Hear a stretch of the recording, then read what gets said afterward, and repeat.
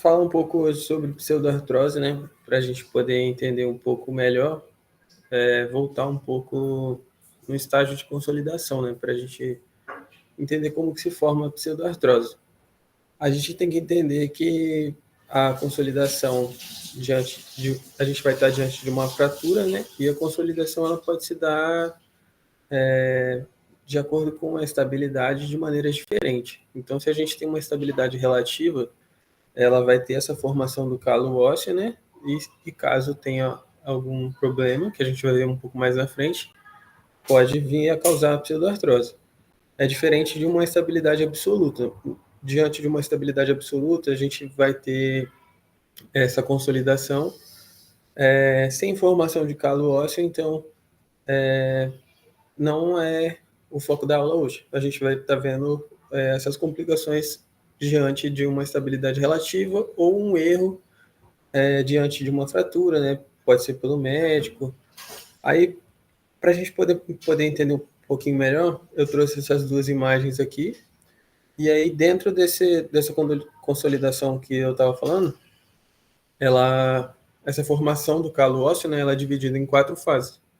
Ela vai acontecer de maneira crescente, sendo a primeira delas o hematoma. Então, vai acontecer um hematoma diante dessa fratura e vai ter uma resposta inflamatória em cima disso.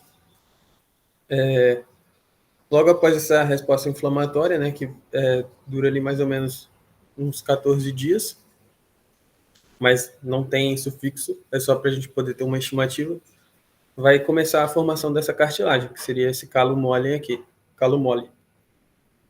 Esse calo mole ele não vai aparecer no raio-x e ele não é forte o suficiente para conseguir segurar o osso. E aí começa a formação dessa consolidação realmente, que seria o calo duro. Vai ter um processo de vascularização um pouco melhor, né? Vai estar atravessando já esse calo. E aí a partir desse calo duro, que ele vai acontecer de dentro para fora, a gente vai tendo essa remodelação óssea, que aí o osso e essa cartilagem, na verdade, ela vai sendo substituída pelo osso que a gente tem normal, né? Seria essa parte ficaria igual ao próprio osso. E aí eu trouxe essa imagem aqui, que seria essa parte essa formação, né? Essa transição do calo mole para o calo duro, onde essa fibra, dessa cartilagem vai sendo transformada em um calo duro, né? Transformado em osso. E aí eu trouxe mais uma imagem aqui para a gente poder ver essa consolidação, né? Aqui já seria essa parte da formação do calo, vai se solidificando, até que depois de um tempo, né, ele volta a ser o próprio osso, né? E aí o que é a pseudoartrose diante dessa definição que a gente viu anteriormente da consolidação? É a falta dela. Não vai acontecer essa consolidação, seja por instabilidade, seja por falta de vascularização, e ela vai esses fatores eles vão impedir que haja a solidificação dessa fratura. Embora não tenha um critério assim muito bem específico, um critério temporal, mas para a gente poder definir realmente que é uma pseudoartrose, né? Essa falta de consolidação ela tem que durar pelo menos 3 meses, a gente fazendo um acompanhamento radiológico assim, né, mensal. Se durante 3 meses não ocorrer essa consolidação, a gente pode dar essa definição realmente, né, de que é uma pseudoartrose. Se, por um acaso, assim, a gente pegar um paciente que já está, vamos dizer, há mais de 6 meses, aconteceu a fratura, não está tendo nenhum indício de que está cicatrizando, né, de estar tendo essa consolidação óssea por mais de 6 meses, a gente também pode questionar. Aí é bom a gente sempre observar também o paciente, se ele está, essa área está edemaciada, se ainda está inflamada. Isso aí também vai ser um critério bastante importante para a gente poder definir realmente, fechar esse diagnóstico de pseudoartrose. E aí, como que acontece, né? Eu já estava já falando um pouco sobre essa fisiopatologia, mas duas coisas. A falta de estabilidade, né? E essa falta de vascularização. A falta de instabilidade, às vezes é uma placa ou um parafuso que é colocado por um médico que ele gera, assim, mais movimento do que seria o ideal, assim, vamos dizer. Seria essa movimentação excessiva nesse foco dessa fratura, que ela vai impedir essa consolidação ideal que a gente está querendo, né? Aí tem uma teoria que diz que a gente precisa de algumas coisas, né? Alguns pontos bem específicos assim para que a gente consiga essa consolidação. Então a gente tem que ter um espaço entre esses fragmentos que seja menor do que 3 milímetros, ou aproximadamente disso, para que a gente consiga fazer essa consolidação. Então, quando a gente vai fazer uma abordagem de uma fratura, a gente tem que se atentar a isso. Para que também não tenha essa movimentação excessiva, né, e a gente atender esses padrões para que haja essa solidificação. E a vascularização inadequada, às vezes, pode ser uma fratura, assim, uma fratura de um grau de energia muito alto, que lesa bastante parte mole, que vai lesar bastante o osso, então vai ter uma lesão importante ali do periósteo, e aí a gente não tem um suprimento sanguíneo bom. Se a gente não tem suprimento sanguíneo bom, não vai chegar nutriente, não vai chegar não vai ter aquele padrão inflamatório que eu mencionei na consolidação, então a gente tem essa consolidação óssea bastante prejudicada. E aí, quais são os fatores de risco que a gente tem que se atentar, né? Na questão da pseudoartrose? A localização da fratura, a infecção da fratura, porque vai ser um processo, pode ter um processo ali de necrose, e isso vai dificultar muito também a consolidação óssea e aumentando a chance de causar uma pseudoartrose, né? Até a osteomielite a gente tem que estar se atentando também. Pacientes que têm, eu trouxe diabetes mellitus, mas a gente tem que se atentar também às outras comorbidades, né? Sempre vai ser um paciente que vai ser mais difícil de fazer essa cicatrização óssea, pacientes fumantes também, e esses fatores nutricionais, né? Como eu havia falado, a falta de vascularização é um fator importante, mas a gente não vai conseguir fazer nenhuma cicatrização se o paciente ele não está bem nutrido, se ele tem proteína suficiente, se ele consegue fazer esse padrão inflamatório bom, né? Então, e por último, a idade, porque as questões mais fisiológicas mesmo, né? Quanto mais o tempo vai passando, mais a gente vai tendo aquele processo de desmineralização óssea, principalmente do sexo feminino, né? E a gente se atentar a esses fatores. Aí, a gente Deixa eu te sabendo... interromper rapidinho, Pode falar. Isaac. Rapidinho, só duas coisas que eu acho que é importante a gente não passar para a próxima parte antes de eu comentar, que geralmente eu prefiro falar no final, né? Primeiro é que pseudartrose, na verdade, você não fala que é pseudartrose depois de 3 meses. Depois de 3 meses, você pode falar que é um retardo na consolidação. Geralmente, pseudartrose, você vai falar acima de 6 meses, entendeu? Isso também vai variar de osso para osso. Por exemplo, você falou aí de alguns ossos que têm predisposição. Outras localizações, por exemplo, são ossos longos quando você pega a diáfise do osso longo. Então, por exemplo, uma tíbia, por exemplo, ela provavelmente vai ter um atraso de consolidação na sua diáfise, entendeu? Então, isso vai variar, a literatura, cada um fala uma coisa, não tem um consenso muito. Mas para você falar pseudoartrose, provavelmente dita, você geralmente começa a falar depois de 6 meses, porque pode ter um retardo na consolidação. E essa questão que você falou da localização de fratura, depois eu indico a todos vocês a pesquisar anatomia para você saber por que o escafoide, quando você tem uma fratura de colo de escafoide, é muito comum. É por conta da vascularização mesmo. Você vê o vaso que nutre, ele geralmente ele para ali e aquele pedacinho de osso que ficou de fora, ele acaba necrosando, porque não tem vascularização. Entendeu? Mesma coisa com o colo do fêmur. E a outra coisa que eu ia falar é que, na verdade, são 4 pontos, né? Que a gente pode colocar assim como 4 pontos principais para consolidação, que é estabilidade, que você falou, a vascularização, que você também falou, que está relacionado ao tecido mole, e também quando você tem uma lesão, às vezes você tem o desnudamento do periósteo, né, que você acaba lesando o periósteo que vai nutrir o, o osso propriamente dito, e o tecido mole é que vai enviar, por exemplo, células mesenquimais para refazer a fratura. Então, se você tem uma lesão, e também a vascularização, então, se você tem uma lesão de partes moles e do periósteo, provavelmente não vai ter uma vascularização adequada. E, além disso, tem mais dois, que é infecção ou necrose, né? E a distância entre as margens. Então, o que eu queria que vocês ficassem gravados são esses 4 pré-requisitos: estabilidade, vascularização, ausência de infecção, necrose e aproximação das margens. Mas é só isso. Marcos, só para pontuar, que eu achei uma coisa parecida com o que Isaac achou, que eu vi lá no livro, né, que a partir de 6 a 8 meses considerava pseudartrose, só que esse marco aí dos 3 meses eu também achei que era um conceito mais moderno de pseudartrose, que dizia que se durante 3 meses não aparecer nenhuma novidade radiológica, então no exame de imagem não estiver mudando em 3 meses, aí já daria para considerar pseudartrose. Eu fiquei na dúvida isso aí, porque eu vi exatamente isso. Ele falava assim que, eu até coloquei aqui, né, ausência de evolução radiológica, ele fazia, é um paciente que já está sendo acompanhado, vamos dizer assim, eu fui o médico que atendi, né, vamos dizer, e eu fiz o processo lá, coloquei a placa e tal, e eu vou fazendo acompanhamento mensal de raio-x desse paciente, e após 3 meses eu vejo que não está tendo consolidação, aí eu já poderia pensar. Agora, assim, eu estou pegando paciente que é de outra pessoa.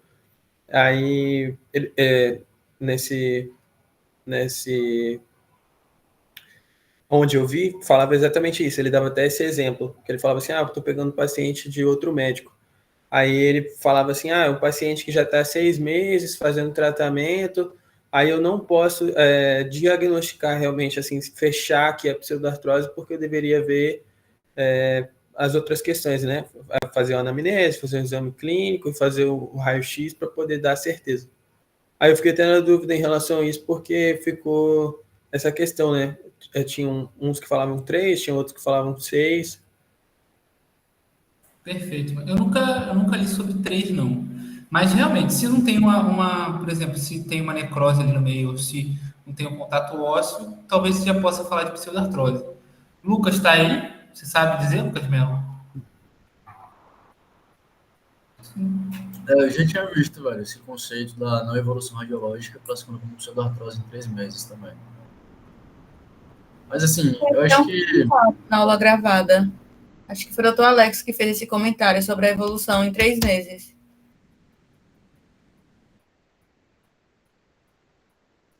Mas, assim, tão importante quanto a classificação é buscar uma possível causa para essa não evolução radiológica, né? Lembrar que tem fatores que podem estar atrasando esse processo, paciente tabagista, diabético, etc., fatores que são modificáveis.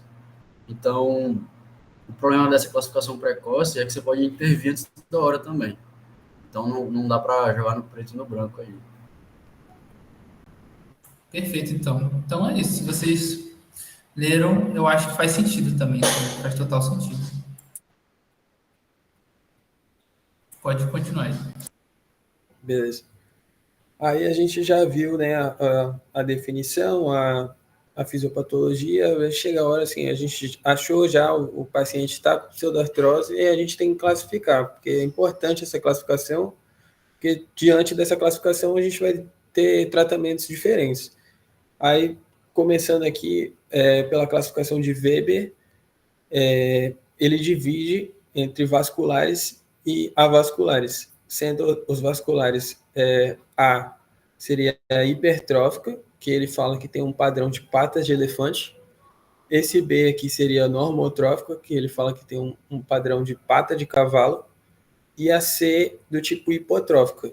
E aí é importante a gente entender que essas vasculares, né, como o nome já diz, elas têm essa vascularização, e aí, diante daqueles conceitos que a gente viu na fisiopatologia, se ele tem a vascularização, a pseudartrose ela vai ser causada por essa falta de estabilidade. Então, são padrões de lesão onde não foi feita tem esse excesso, né, de mobilização, então acaba gerando essa pseudartrose. Eu trouxe essa outra imagem aqui para a gente entender, né, que a hipertrófica, como ela já disse, tem uma vascularização, então quanto maior essa vascularização, mais a gente vai ter essa formação, né, e aí a gente pode ver a diferença da hipertrófica, a normotrófica e a hipotrófica. E aí, partindo agora para as avasculares, né, a gente vai ter do tipo D, que está aqui, a cunha de torção, a E seriam as multifragmentadas, a do tipo F, pseudoartrose com falha óssea, e essa daqui que seria a atrófica, ou também chamada de ponta de lápis. E aí a gente entender aqui também como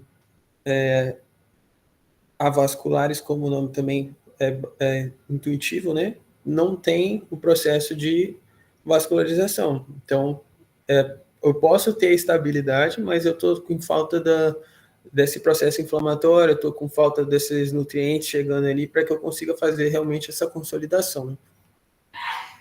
E aí eu vou passar cada uma dessas classificações, né, que a gente está vendo de Weber, e explicar um pouquinho melhor. E também a gente vê imagens, né? A hipertrófica, como eu já falei, que é aquele padrão de pata de elefante, ela é o resultado de uma fixação que ela é insegura, né? Ela tem muita falta dessa estabilidade, e aí a gente consegue ver aqui no raio-x essa região aqui, que é um calo bem hipertrófico, né? Seguindo agora para a pseudartrose, que seria a normotrófica ou em pata de cavalo. Aí a gente tem um exemplo aqui também de um raio-x. Aqui também ela é aquele mesmo padrão, né? A falta de estabilidade. E por último das vasculares seria a oligotrófica, né? O calo aqui, como a gente pode ver, ele está ausente, então esse deslocamento é um deslocamento que é um pouco maior, né? Não chegou a ter essa formação do calo. E aqui um exemplo dessa classificação. Agora, partindo para as pseudartroses avasculares, a gente tem aquela de cunho por torção. A gente tem essa vascularização que ela pode estar diminuída ou até mesmo ausente, né?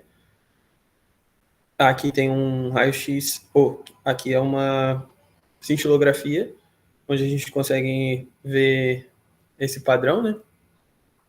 E a pseudartrose multifragmentada, não consegui achar um raio-x que tivesse legal para a gente conseguir ver. A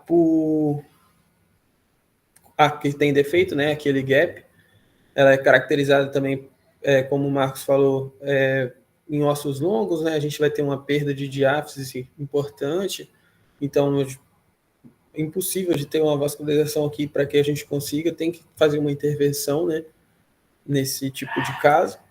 E por último, aquela de ponta de lápis, né, ou a atrófica. Aqui também vai ter uma falta dessa vascularização, né, e aqui trouxe um raio-x para que a gente conseguisse visualizar. E aí a gente tem um outro padrão de classificação, que essa classificação é a de Paley. Pelo que eu vi, ela é uma classificação mais nova, está sendo implementada já. Aí ela divide em dois tipos, que seria o tipo A e o tipo B. O tipo A é que ele não tem perda óssea, ou essa perda óssea é até 1 centímetro, e aí ele divide esse tipo A em A1 e A2, sendo que A2 ele vai ter duas subdivisões. A1 é uma móvel e uma A2 é rígida. E aí dentro da rígida a gente vai ter a sem deformidade, que seria essa aqui 2.1, e a 2.2, que é a com deformidade, que a gente consegue ver aqui que o osso está um pouquinho mais um pouquinho mais de angulação, né? E a do tipo B, ela tem essa perda óssea sendo maior do que 1 centímetro. E aí ele divide em 3. que seria a perda óssea intercalar. Aqui seria o encurtamento do contato ósseo. E o 3, que seria a união dos dois. Então, eu tenho essa perda óssea e eu tenho um encurtamento ósseo. E aí, como que a gente vai chegar o paciente lá para a gente? Como que a gente vai saber, assim, como que eu vou suspeitar, né, de uma pseudoartrose?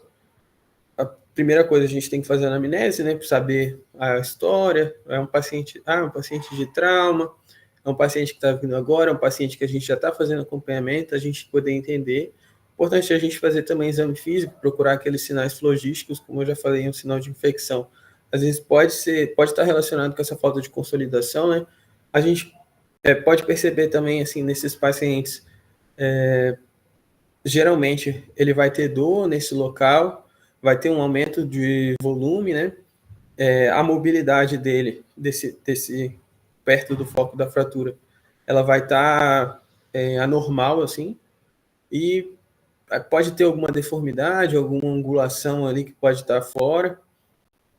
É importante a gente sempre pedir um raio-x, né, para a gente poder identificar se tem essa presença de calo, se não tem, como que está essa formação, se está tendo a consolidação ou não, e a gente fazer aquele acompanhamento, né, mensal, para que a gente consiga fechar o diagnóstico. Caso tenha alguma dúvida, assim, tá muito difícil de visualizar no raio-x, a gente tem essas outros dois exames complementares que podem ser importantes, né? A tomografia também vai ser para essa avaliação, e a cintilografia óssea também. E aí a gente fazendo esse diagnóstico, a gente já entendeu tudo, a gente já fez a classificação desse paciente, e aí a gente vai para o tratamento. A classificação ela vai estar muito relacionada com essa parte do tratamento, e é bem simples a gente entender. Se o paciente está com uma lesão hipervascular, ela pode ser tratada. O que eu tenho nessa lesão hipervascular? Eu tenho vascularização, mas eu tenho falta de estabilidade, então eu preciso de uma fixação melhor. E aí, como é que eu vou abordar? Se é uma vascular hipertrófica, eu consigo fazer uma fixação melhor, pode ser que seja o ideal ali para esse paciente. Se eu tenho uma atrófica, que seria a falta da vascularização, né? Vou precisar de uma decorticação, provavelmente. Eu tenho que fazer essa estabilização também, e a gente pode pensar na aplicação de um enxerto. A tipo A do Paley, que seria aquela que a gente tem uma perda óssea menor do que 1 centímetro, e que a gente pode ter deformidade ou não. A gente vai avaliar se existe essa deformidade, pode ser que a gente precise restaurar esse alinhamento, e a gente vai fazer essa estabilização melhor. A gente vai ter uma compressão, colocar uma placa ali para a gente poder conseguir fazer aumentar essa estabilidade, né? A do tipo B, que seria essa perda óssea maior do que 1 centímetro, a gente pode pensar numa osteotomia e no transporte ósseo, porque a gente pode ter aquele gap, né? Ou a gente pode ter aquele encurtamento, então pode ser necessário tanto a osteotomia para que a gente consiga fazer com que esse encurtamento a gente tenha essa aproximação das margens, e o transporte ósseo, porque às vezes a gente tem essa perda óssea, né? Que, como a classificação ela nos fala, que seria maior do que 1 centímetro, então, para que a gente consiga fazer essa aproximação dos bordos boa, talvez a gente precise de um enxerto. E aí, a última, no caso, seria as infectadas. Essas seriam um pouco mais complicadas, né? Porque a gente precisa de converter essa pseudoartrose infectada em uma não infectada. Então, primeiramente, a gente tem que pensar em resolver essa infecção do paciente, para que depois a gente consiga fazer essa consolidação. Então, a gente pode pensar no enxerto ósseo. Provavelmente a gente vai precisar de tirar esse tecido necrosado, fazer uma limpeza ali boa, para que a gente consiga fazer essa consolidação, né? E não pode faltar a estabilidade, tem que ser boa, para que a gente não tenha aquele padrão, né, da pseudoartrose. E aí eu trouxe algumas imagens aqui para a gente poder entender Aqui foi o tratamento de uma hipertrófica, né? Aqui a gente também, o mesmo padrão, né, da hipertrófica, a gente entendendo como que seria a estabilização, né? Aí eu trouxe aqui também a colocação dos enxertos. Aqui seria um autoenxerto. Esses enxertos, geralmente, eles são retirados da crista ilíaca, né? A posterior e a anterior. Também é utilizado de grande trocante e tíbia proximal. Aí a gente tem aqui uma colocação do enxerto, né? Aqui seria o autoenxerto. E aí a gente tem esse enxerto ósseo também, pode ser livre, né? Então, geralmente é usado enxerto de fíbula para fazer esse enxerto livre. E aí a gente faz a microcirurgia dentro disso. Aqui um tratamento de uma fratura desse tipo, uma fratura de antebraço, né? Tem um gap bastante importante. E, por último, seria com o método de Lizarov, que seria, a gente tem uma fratura aqui com um gap importante, ele faz uma osteotomia nessa região aqui, e com o Lizarov a gente vai trazendo esse osso devagar, empurrando ele para que haja essa formação. Pode ser colocado aqui um enxerto também, mas o método de Lizarov, ele fala isso, que ele vai trazendo essa parte que você fez a osteotomia de maneira devagar para que haja formação nesse espaço, e aí que ele mostra tanto de tíbia quanto de fíbula, né? Aí trazendo em movimentos contrários e trazendo a aproximação dos bordos, fechando essa fratura onde a gente tinha o gap. Esses tratamentos que eu falei foram os tratamentos cirúrgicos, né? Mas também existem os tratamentos conservadores diante daqueles fatores de risco que a gente observou. Então, o importante é a gente sempre trazer essa questão de cessar o fumo, caso o paciente seja fumante. A gente tem que ter uma nutrição boa, porque também não vai adiantar muito se caso a gente faça a intervenção cirúrgica, o paciente ele não está bem nutrido, a gente não vai ter uma cicatrização boa. A gente precisa também de estimular, né, esse paciente, assim, caso ele consiga, o paciente ele já está conseguindo fazer uma sustentação do peso, fazer um trabalho de fisioterapia nesse membro que está afetado. É importante também a gente fazer a imobilização. E existem outros dois métodos, assim, que são, eu vi, assim, pelo menos, falando que é um pouco menos utilizado, mas que existem também, que seria a estimulação eletromagnética e a estimulação ultrassônica. Elas usam esses estímulos, né, de baixa intensidade, e já foi comprovado que esses estímulos eles aceleram a consolidação em fratura aguda. E aí, por fim, eu trouxe um caso aqui para a gente poder ver também essa questão, né, do tratamento. Esse caso aqui foi do hospital de São Paulo, o HSPE. Ele é um caso de tratamento de pseudartrose hipertrófica do rádio com um fixador externo circular. Então, a gente observa aqui essa primeira imagem. O paciente chegou com essa fratura do rádio, né? Foram colocados fios de Kirchner, mas o fio de Kirchner, ele estava não foi assim, não estava com uma estabilidade boa, não conseguiu fazer essa consolidação. Aí, essa daqui, 8 semanas depois, né, foram retirados esse fio de Kirchner, depois que foi comprovada essa falta de estabilização. E aí a gente já consegue observar aqui uma cicatriz bem hipertrófica, uma pseudartrose bem hipertrófica nesses outros dois raios-x. E aí foi optado por a utilização do Lizarov. Foi feita aquele método cirúrgico, né? Trouxe mais estabilidade, porque o Lizarov ele é um método que traz bastante estabilidade nessas questões. E aqui é o paciente 2 anos depois da consolidação, né, com o Lizarov. A gente vê que o rádio está bem consolidado. O paciente ele teve uma sequelazinha, mas foi mínima, assim, diante do quadro que ele estava. Ele tem movimentação, tá bem angulado e teve um resultado muito bom, né? Bem satisfatório. Fechou por aqui. Perfeito, mano. Excelente apresentação, gostei do caso também. Quer acrescentar alguma coisa, Lucas? Porque eu geralmente anoto, fico cheio de coisa para falar. Se quiser falar alguma coisa antes. Não, pode ficar à vontade. Assim, Beleza. a apresentação foi ótima, parabéns, tá? Dá pra ver que dominou bastante o assunto. Só como sugestão para as próximas, essa é um pouco mais objetiva. Mas tá ótimo, a apresentação é muito boa. Você vai falar do antibiótico aí, né? Vou falar assim, o que eu tenho de vivência, né?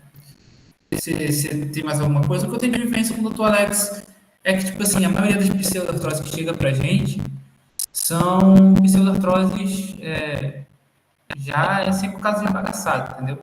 Então, quando geralmente a gente opera. Então, a gente vai operar, vai debridar tudo, vai limpar, e vai dar aquele vampo e amicacina, geralmente.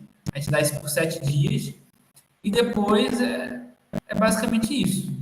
Eu vejo muito paciente voltando para o ambulatório de retorno com Bactrim, mas eu não sei exatamente quanto tempo que a gente fica dando antibiótico para eles. Tipo, no uso que eu sei, a gente dá por 7 dias. Ô Marcos, meu paciente de Gabriel, ele passou por isso que eu já estava comentando. Ele usou o antibiótico por 2 meses. Foi até uma dúvida que eu tinha. Aí eu perguntei ao Dr. Cabral. E ele disse que usava por 2 meses, que foi quando a segunda cirurgia dele. Foi quando ele decidiu botar o cimento ósseo, mais o antibiótico, e botar o antibiótico por mais 2 meses, para ver se resolvia o que estava causando a pseudoartrose dele.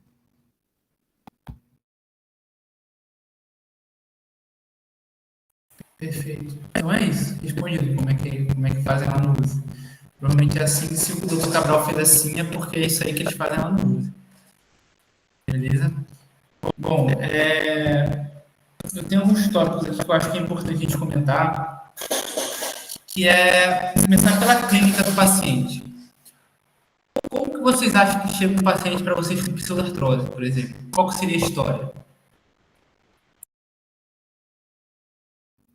Dor no local da fratura e também uma mobilidade maior ali naquele local, mostrando que ele está com instabilidade no local. E muitas das vezes os pacientes também vão apresentar uma infecção local. Eu vi que é comum o paciente não ter dor no local da fratura. Ele está com a movimentação normal e não sente mais nada. Sim. Seria um paciente que teve uma fratura e já foi operado várias vezes e ainda não. Vários históricos de cirurgias prévias. Uma frase que eu li assim no livro. Oh, desculpa, Marco. Você Pode falar. É que eu tô tranquilo. Eu vi só eles repetindo algumas vezes a questão da falta de sustentação do próprio peso em alguns membros. Então, acho que ele pode estar se referindo a isso. O paciente pode referir isso também, que não consegue sustentar algum membro. Eu estava vendo também que é basicamente o paciente se apresenta com dor, né, essa ausência essa mobilidade exacerbada e também uma sensibilidade na região. Aí, geralmente, quando o paciente às vezes é subclínico, ele não apresenta esses sinais de dor e sensibilidade, geralmente você pede para o paciente deambular e aí ele vai apresentar alguma deficiência de mobilidade ali e você consegue identificar. Mas algum sinal geralmente aparece. Isso, na prática, a gente vê muito isso. O paciente ele chega com dor no local da fratura.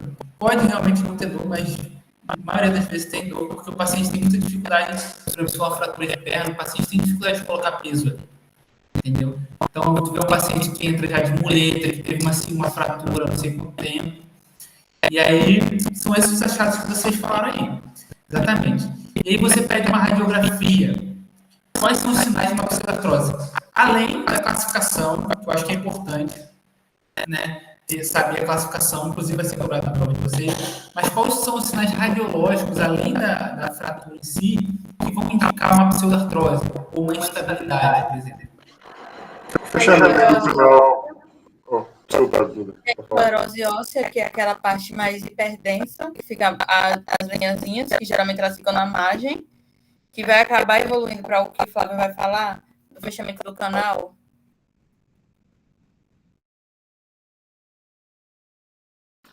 Eu vi que tem o fechamento do canal medular e também as bordas ficam lisas, quase que friadas, assim.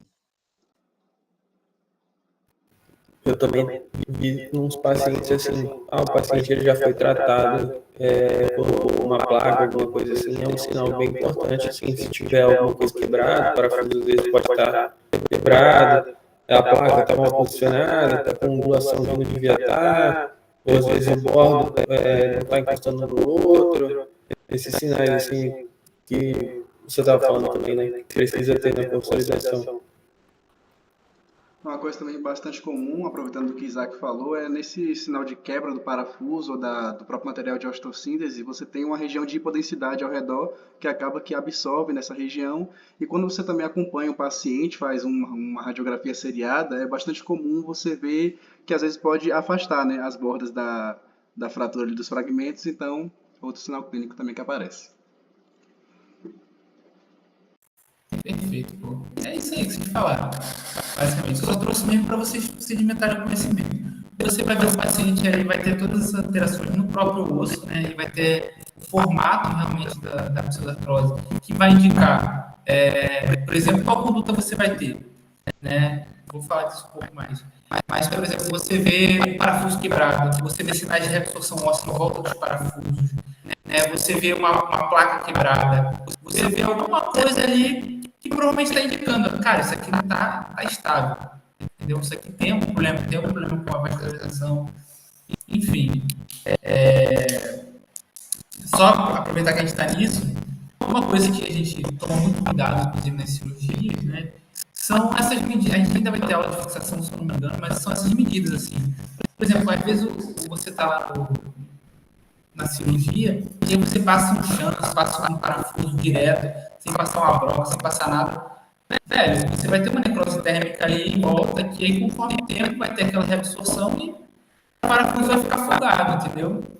A placa toda fica folgada, com o peso ali em cima do membro vai quebrar o parafuso, vai quebrar, entendeu? Então é importante você ter a técnica correta na hora de colocar, né, para você, mas eu acho que a gente vai ter aula disso, então não vou entrar muito, para você saber, e até mesmo qual técnica usar, porque o Isaac falou, você tem a estabilidade relativa, né, que está fixado externo, algumas placas, haste bloqueada, por exemplo, são estabilidades relativas que permitem micromovimentos, geralmente são utilizadas com fraturas um pouco mais complexas, multifragmentadas, né? Tem a teoria de Strain, que eu também não vou falar muito aí, mas se vocês quiserem pesquisar, enfim, que diz a distância. E tem a estabilidade absoluta, que geralmente são fraturas com traço simples, uma fratura transversa, por exemplo. Você tem uma compressão dos dois fragmentos.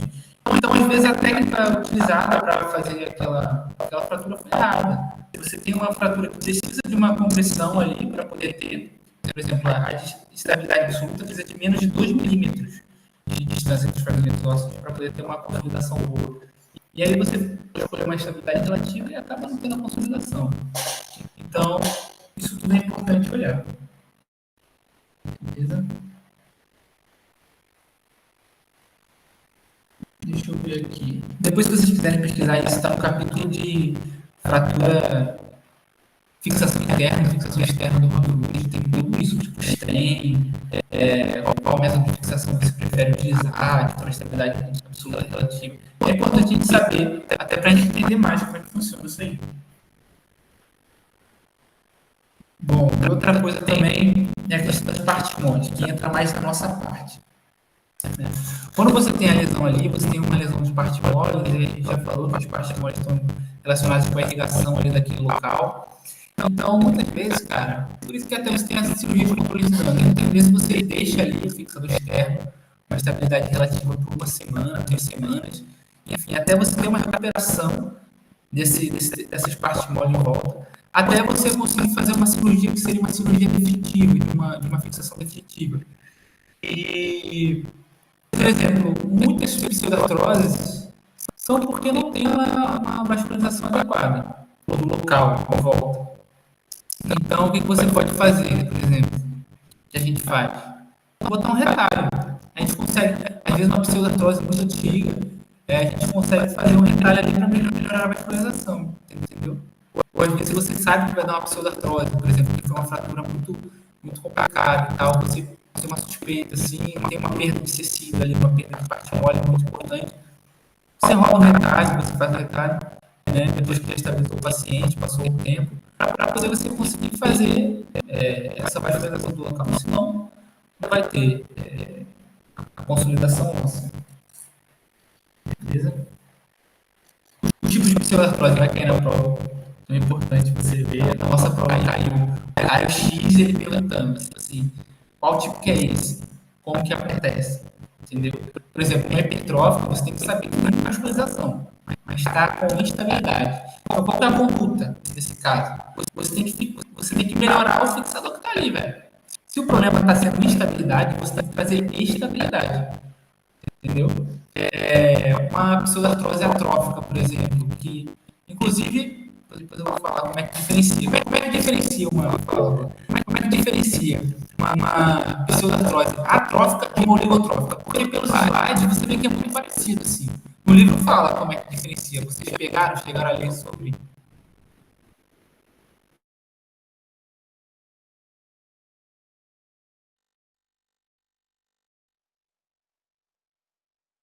Acho que é por cintilografia, não é não? É isso aí. A cintilografia, você consegue, assim, na prática a gente não faz isso, tá? A gente não faz uma cintilografia para saber, mas você consegue diferenciar por cintilografia e como é que é a diferença da oligotrófica para a atrófica, né? A oligotrófica, você tem ainda ali, na cintilografia, você vê que está tendo alguma movimentação, né? Está tendo alguma vascularização, alguma coisa está acontecendo. Mas na atrófica, você já vê que está estabilizado daquele jeito, você não tem nenhum realce ali. Então você vê realmente que aquilo ali ficou daquele jeito ali, não tem vascularização. É uma parada assim, que desistiu, entendeu? De consolidar. Então, porque às vezes é igual. Você vê a mesma formação, assim, a atrófica tem essa característica de ponta de lápis, mas às vezes você não consegue muito bem diferenciar na radiografia. Né? Então, você vê essa diferença. Para tratamento cirúrgico, né, que é o que a gente faz. Cara, se você tem uma pseudartrose, o que a gente geralmente faz? Primeiro você vai identificar qual tipo de pseudartrose você tem uma conduta.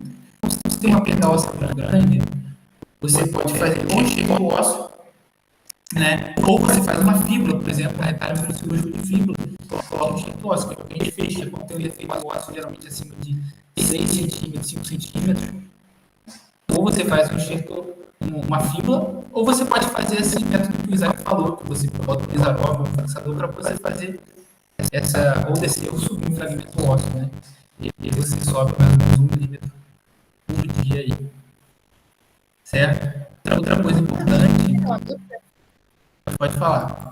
Eu vi que ele era bom, só que acabava que no final ele causava bastante pseudoartrose, porque ele conseguia também desalinhar de acordo com o processo, porque o paciente estiver ajustando em casa, acaba que o paciente ele podia causar aquele desalinhamento. Aí isso poderia evoluir para um caso de pseudoartrose, era bem comum. Isso pode acontecer no paciente, porque você orienta o paciente a dar uma volta ao um todo, né? Mas para isso que também a gente tenta manter um acompanhamento, sabe? Eu não sei quanto tempo, acho que 3 meses ou a cada 2 meses o paciente está no Isarov, vai lá acompanhar o Alex para ver como é que está. Porque você consegue corrigir também o Isarov ele é muito versátil. Então você consegue corrigir bastante, assim, porque está bem estável. Mas é isso, você fala para o paciente, dá uma volta em tudo, explica, reexplica, vê se o paciente está fazendo direitinho, pode acontecer. Ele desalinhar conforme for. E além dessas diferenças cirúrgicas, também tem assim, se é uma pseudartrose que não tem letalidade, você faz essa frisagem, né, no canal medular, para poder estimular essa criação do nosso osso. Você pode tirar um pouquinho, dar uma raspada no osso, até um sangra, entendeu? Se tem vascularização. Uma raspadinha assim, para poder estimular essa essa vascularização, né? E colocação de enxerto e uma fixação firme, né? Geralmente o paciente evolui bem. Quinta-feira ele vai trazer dois casos de paciente que a gente tratou com osteoartrose. Um com certeza é com osteoartrose, o outro não sei qual vai ser, para mostrar para vocês. Eu acho que é isso, galera. Não tem alguma dúvida? Alguém quer acrescentar alguma coisa?